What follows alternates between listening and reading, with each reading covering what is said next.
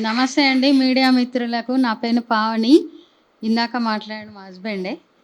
మేమంతా చాలా బాధపడుతున్నామండి. ప్రతి ఒక్కరు 3 కోట్లు ఇస్తే ఇప్పుడు 563 మంది ఎక్కడి నుండి తెచ్చి ఇచ్చారండి 3 కోట్లు. ఇప్పుడు అందరు అన్న వాళ్ళంతా ఇప్పుడు ఇవన్నీ నిరూపించాలండి. మాకు చాలా బాధగా ఉంది. ఇప్పుడు వీళ్ళందరూ అన్నవాళ్ళు ఎక్కడి నుండి తెచ్చిర్రో అవన్నీ చూపించాలి కదండి మా గిట్ట మరి. మీ గిట్ట అందరికీ నిరూపించాలి. మా విన్నతి ఒకటే, మాకు న్యాయం జరగాలి. ఈ పొలిటికల్ ఉన్నోళ్ళందరూ మా ఇలా ఇన్వాల్వ్మెంట్ కావద్దు. వాళ్ళది వాళ్ళు చూసుకోవాలి. జాగ్రత్తగా ఉండాలండి. మేము మాకు కోరుకునేది ఒక్కటే, మాకు న్యాయం జరగాలి. మా పిల్లలు చాలా కష్టపడ్డారు. ఫస్ట్ ర్యాంకరు మా పాప. ఎప్పుడైనా మేము వాళ్ళకు ఎంకరేజ్ చేసుకుంటూ వచ్చాము.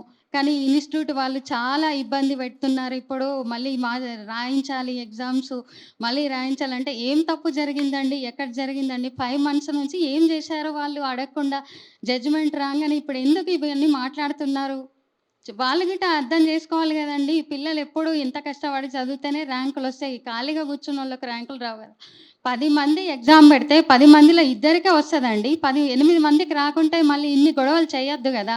ఇప్పుడు ఒక రాజకీయం పార్టీ నిలబడ్డదంటే 4 పార్టీలో నిలబడితే ఒక్కరే నెగ్గుతారు. మిగతా 3 ఓడిపోయినప్పుడు వాళ్ళు గిట్ట కోర్టుకు పోయి ఇలా మాట్లాడారు కదండి. ఆ 3 మరి ఏం చేయాలండి? వాళ్ళని గెలిచిన వాళ్ళని గిట్ట మళ్ళీ ఎలక్షన్లు పెట్టాలని డిమాండ్ చేయాలా అండి మేము గిట్ట? మాకొక్కటే ఇప్పుడు మాకందరూ మీడియా మిత్రులు మీరందరూ సహకరించండి. దయచేసి మాకు న్యాయం కావాలి. మేము కోరుకునేది ఒకటే, రాజకీయం వాళ్ళు ఇలా ఎవరు ఇన్వాల్వ్ కావద్దు. ఇదే మా వినతి. ఎప్పుడైనా మేము కోరుకునేది మాకు న్యాయమే. అన్యాయంగా అయితే ర్యాంకులు రావండి. చదువుకుంటేనే వస్తాయి. కష్టపడి చదువుకున్న వాళ్ళే ఉన్నారు ఇప్పుడు పిల్లలు ఎవరైనా.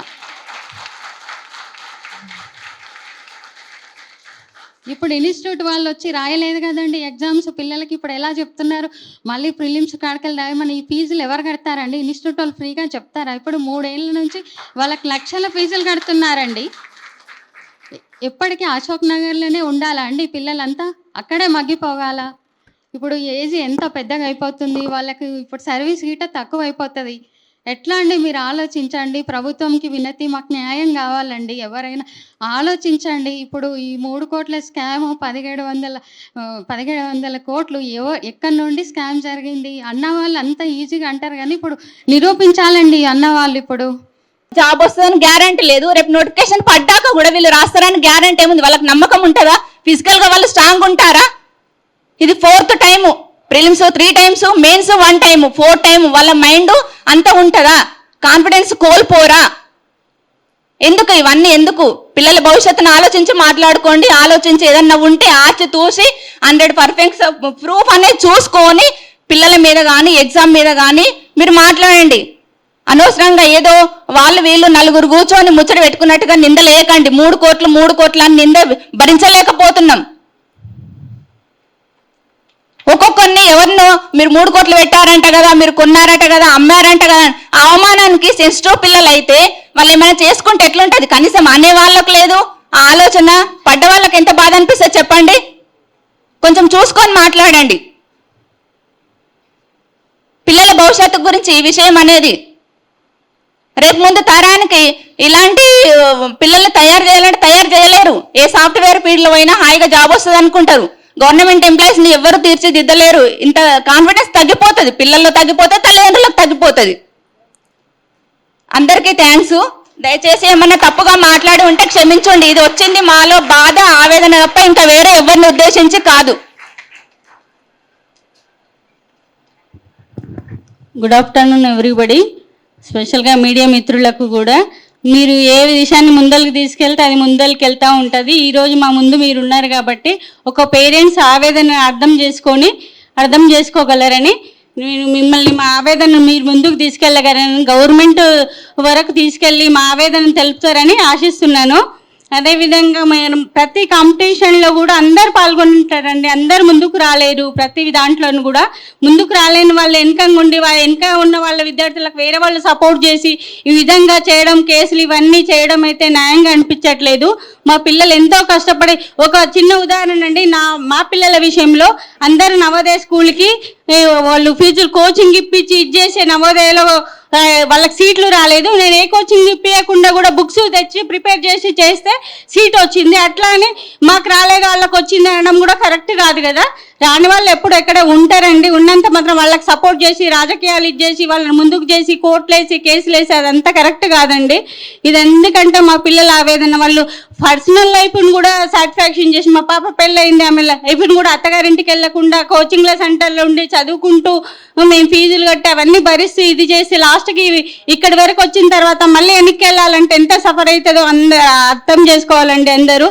గవర్నమెంట్ కూడా మాకు సాయంగా ఉండి ముందుకు మమ్మల్ని ఇచ్చేయాలని, అదేవిధంగా మెయిన్స్ యూపీఎస్ వాళ్ళకు మెయిన్స్లో క్వాలిఫై అయిన వాళ్ళకి 1,00,000 ఇస్తాము, ప్రిలిమ్స్లో క్వాలిఫై అయిన 1,00,000 ఇస్తామని అంటారు.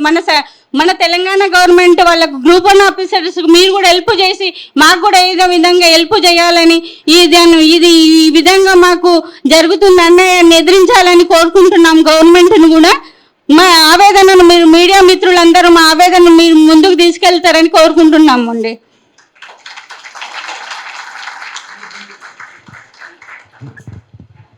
హలో, అందరికీ నమస్కారం.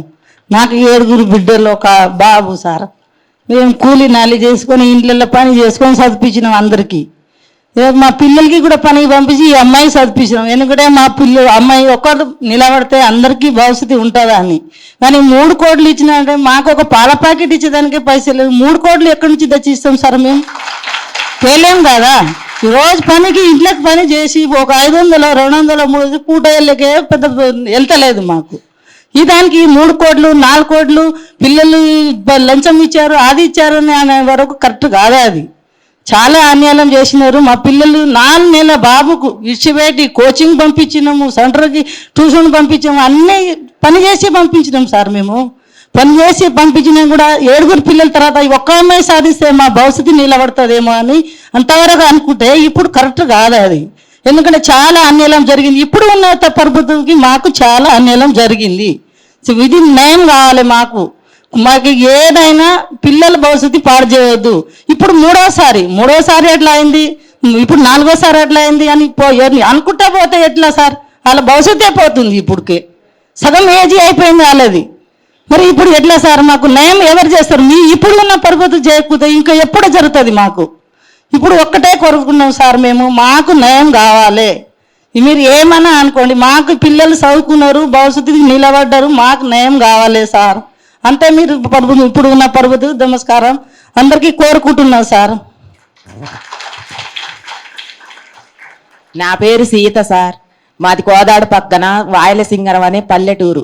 మా పిల్లల్ని చిన్నప్పటి నుంచి గవర్నమెంట్ స్కూల్లో చదివించిన సార్. మా దగ్గర అసలు 3 కోట్లు ఎక్కడి నుంచి వస్తాయి సార్ ఇవ్వడానికి?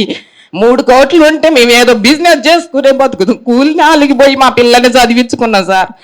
మా భవిష్యత్తు ఇట్లా అయిపోయింది, కూలి బతుకు అయిపోయింది. మా పిల్లలన్నా మంచిగా బతుకుతారేమని మేము ఆశపడ్డాం సార్.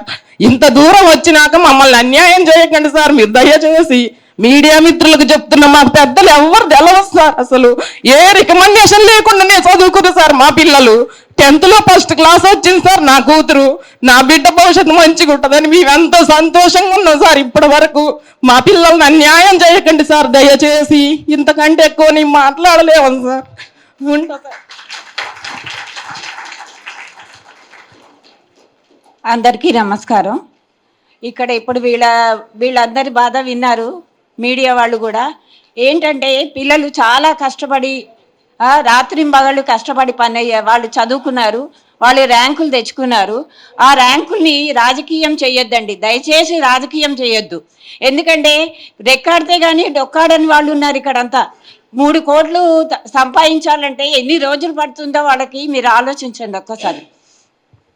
అంతేగాని 3 కోట్లు ఇచ్చారు 3 కోట్లు ఇచ్చారంటే 3 కోట్లు ఇచ్చుకునే స్తోమతే ఉంటే పిల్లల్ని చదివించడం ఎందుకండి? ఇంకా వాళ్ళు పక్కన వాళ్ళు వీళ్ళు అందరూ కూడా అంటున్నారు మీ అబ్బాయికి ర్యాంక్ వచ్చింది, నువ్వు ఇంకా గెలిచావు అని. ఆ మాట వినే లోపలే ఇవన్నీ జరుగుతున్నాయి.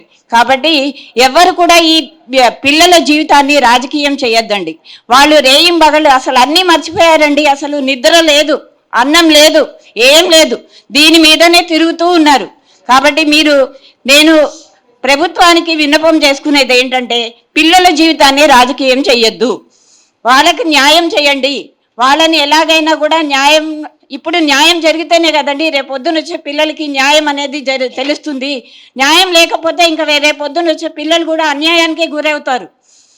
అందరినీ అన్యాయానికి గురి చేయొద్దు. దయచేసి అందరికీ మీరు న్యాయం చేసి వాళ్ళ జీవితానికి ఒక బాట చూపించండి. తల్లిదండ్రులకి ఆశను అనేది కల్పించండి. ఎంతమంది తల్లిదండ్రులు ఎంత బాధపడుతున్నారు, వాళ్ళ బాధను గమనించి వాళ్ళకి న్యాయం చేయండి. అందరూ ర్యాంకు పిల్లలు అందరూ కూడా ఎంతో కష్టపడ్డారండి. కష్టపడకుండా ఎవరికి రాలేదు. 10 మందికి వస్తే 10 మంది చదువుకుంటే ఒక్కళ్ళకే ర్యాంక్ వస్తుంది. అలా అంటే 10 మంది మంచి వాళ్ళు కాదని కాదు, వాళ్ళు మళ్ళీ రాసుకొని మళ్ళీ ప్రయోజకులు అవ్వచ్చు. అంతేగాని వచ్చిన వాళ్ళ మీద రాళ్ళు వేయకండి, వాళ్ళకి న్యాయం చేకూర్చండి. దయచేసి ప్రభుత్వాన్ని కోరేది ఏంటంటే పిల్లల జీవితాన్ని రాజకీయం చేయొద్దు, అంతే. అందరికీ నమస్కారం అండి. మా బాబు బీటెక్ కంప్లీట్ అయినప్పటి నుంచి వాడు ఏంటంటే యూపీఎస్సీకి ప్రిపేర్ అయ్యాడు. కొన్ని సంఘటన వల్ల ఎగ్జామ్ రాయలేకపోయాడు.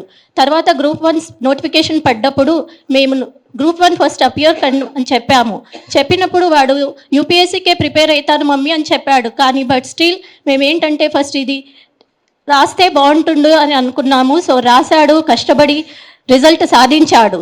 ఈ కష్టాన్ని వట్టిగానే రాలేదండి ఈ ఫలితము. వాడు రాత్రింబగలు రోజుకు 4 గోడల మధ్యలో కూర్చొని ఎంతో కష్టపడి ర్యాంక్ సాధించాడు.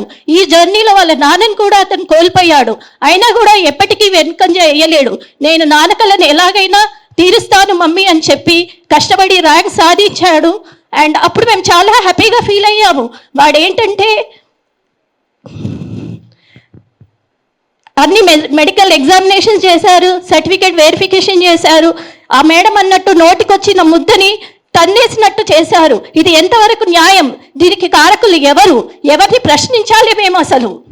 రైట్, కష్టపడి సంపాదించిన ర్యాంక్ హోల్డర్స్ దా తప్పు, లేదంటే ఈ సమాజాన్ని నమ్ముకున్న మాదా, లేక ఎవరు బాధ్యులు దీనికి ర్యాంకు రాని పిల్లల్ని అడ్డంగా పెట్టుకొని ఎందరో రాజకీయ నేతలు ర్యాంక్ వచ్చిన పిల్లల్ని తొక్కేయాలని చూస్తున్నారు. ఒక అన్ఫార్చునేట్ థింగ్ ఏంటంటే ఒక వెల్ ఎడ్యుకేటెడ్ పొలిటీషియన్ కూడా ఒక ఇలిటరేట్ లాగా బిహేవ్ చేయడం చాలా బాధాకరంగా ఉంది. వాళ్ళకు పిల్లలు ఉన్నారు, వాళ్ళకు తెలుసు పిల్లల వాల్యూ ఏంటి అనేది. ఒక్కసారి గమనించండి. ఇలా చేస్తే సమాజం మీద నమ్మకం పోతుంది. ఎంతమంది అందరూ ర్యాంక్ హోల్డర్సే, అందరూ కష్టపడ్డారు కాదనట్లేదు. కానీ అక్కడ ఉన్నాయి కేవలం 563 పోస్టులు మాత్రమే. ఓన్లీ 563 మెంబర్స్కి మాత్రమే ఇవ్వగలుగుతారు. అది మనం గమనించాలి. అండ్ వన్ మోర్ థింగ్ ఏంటంటే ఇది మా కుటుంబ సమస్య కాదండి, ఇది మన అందరి సమస్య. ఒకసారి ఆలోచించండి. ఇలాగే మనం ప్రయత్నిస్తే ఏమవుతుంది? వాడు ఎప్పుడు కూడా ఏంటంటే ఏ లగ్జరీ లైఫ్ కోరుకోలేడు, ఏది కూడా కోరుకోలేడు. జస్ట్ ఏంటంటే బుక్స్ మధ్యలోనే ఉన్నాడు. ఎన్నో త్యాగాలు చేశాడు. అన్నీ చేసినా కూడా ఈ రోజు ఒక నిర్దోషిలాగా ఏదో తప్పు చేసిన వాళ్ళలాగా నిలబడడం ఎంత మట్టుకు కరెక్ట్? దీనికి ఎవరు జవాబు చేస్తారు? రైట్, 3 కోట్లు అంటున్నారు, చీటింగ్ అంటున్నారు. దాన్ని ప్రూవ్ చేయండి ఫస్ట్. మేము ప్రూవ్ చేస్తాము వాళ్ళు కష్టపడ్డారు, ర్యాంక్ సాధించారని. వాళ్ళు రాసిన మెటీరియల్ మా దగ్గర ఉంది, వాళ్ళు ప్రిపేర్ చేసిన ప్రతి మెటీరియల్ ఉంది. రైట్, మీరు ఒకరిని ప్రశ్నించే ముందు మీరు ఎంత మట్టుకు కరెక్ట్ అనేది మీరు చూసుకోండి ప్లీజ్. నేను దయచేసి కోరేది ఒకటే, ఇక్కడ పిల్లల్ని తప్పు పట్టకండి. కష్టపడిన పిల్లలకి ఉద్యోగం ఇవ్వండి. దానివల్ల ఏంటంటే మళ్ళీ కొత్త నోటిఫికేషన్స్ వస్తాయి. సో వాళ్ళకు మళ్ళీ ర్యాంక్ వస్తుంది. నేను ఏదైనా తప్పుగా మాట్లాడితే క్షమించండి.